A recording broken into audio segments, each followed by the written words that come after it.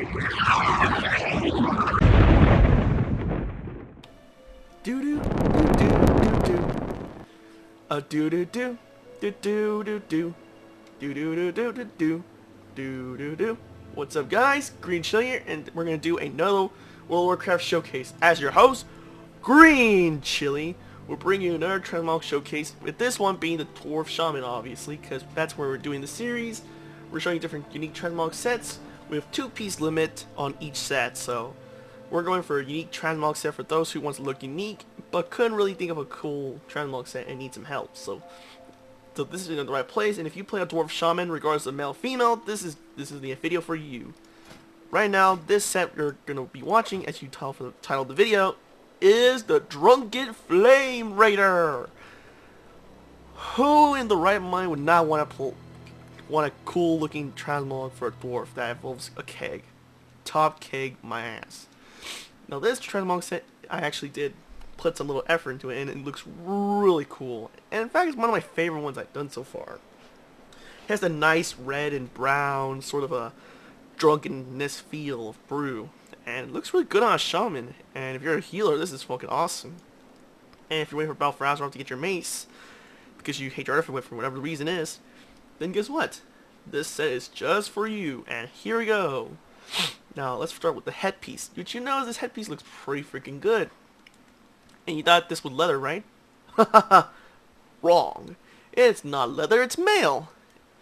In fact, it's called the Mail Factor's eye patch, which you can actually get from Outlands, from the quest finale, which all you have to do is to do some quests until you get to summon a Grog and kill him, right?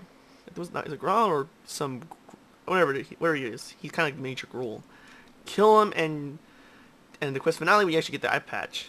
It's quite a long quest chain, but I recommend you just start from the starting quest, from like outside here, reach all the way here, and go from there. See completing most of the quest till you get to the finale. It's a blue quality item, so it is a finale quest, and it's worth it because it's a nice eye patch.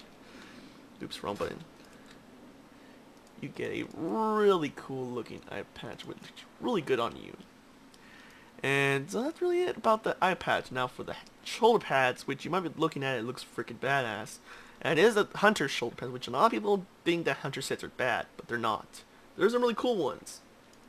Maybe not as best as Warlock tier sets, but when it comes to like best overall, but let's admit, hunters are badass. People are just jealous. Anyways, to get these shoulder pads, you have to actually go through a raid.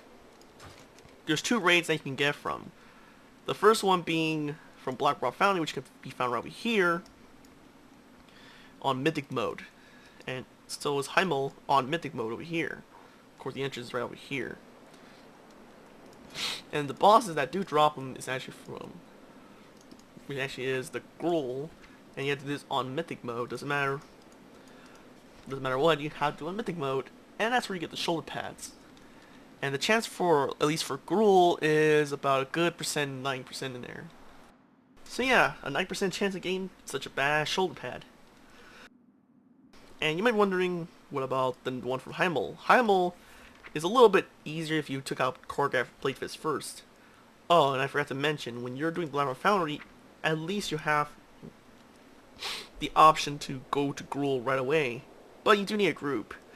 And the group might want to do the Blast Furnace and all the other bosses to Black Hands. So make sure you have a Priest and a Rogue. One of the 2 will work because they both have mind controlled. So make sure you let your Outlaw Rogues and Priests, on the deal. So Heimel, all you do is just DPS Choreograph and get to tech this. Don't die too easily from the impalement shit. And you're good to go. And he drops the one-of-a-kind shoulders too. So yeah, getting these shoulder pads is going to be a little small task. And Tectus, his chance of dropping it is a little bit lower than Gruul. It's 8% chance. So getting these shoulder pads is pretty darn a little bit rare.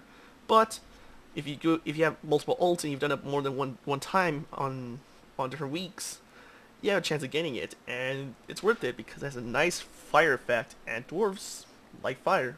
Why not? Now you might be wondering about the chest and pants. Well, let's start with the pants, which you might notice that these pants look pretty darn cool, and they look nostalgic. That's because it's a recolor of a dungeon set from Vanilla, Oh boy, when you mention vanilla, people wet their pants because they love that shit since sliced bread. When sliced bread has been cut in small pieces, people get pissed. So all you have to do is do a dungeon, and the chest piece drops from Black Stalker, which can be dropped from the Underbog.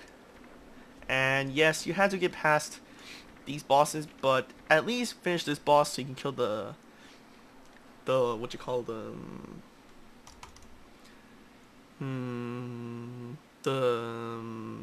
piranhas. Yeah, you had to kill the piranhas. So kill them, and the piranhas are dead. So you get out of the way. Kill some ads. You could just choose the kill option most of the bosses, but if you want to make it a little easier, just kill this one and make it a little easier.